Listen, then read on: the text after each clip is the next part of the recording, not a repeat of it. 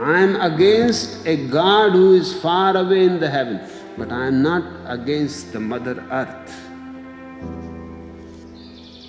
We should not do anything that goes against it, because finally that goes against us. We are part of this earth.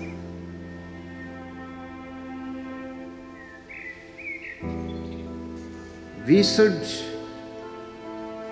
not disturb the balance of nature, which we have been doing for centuries.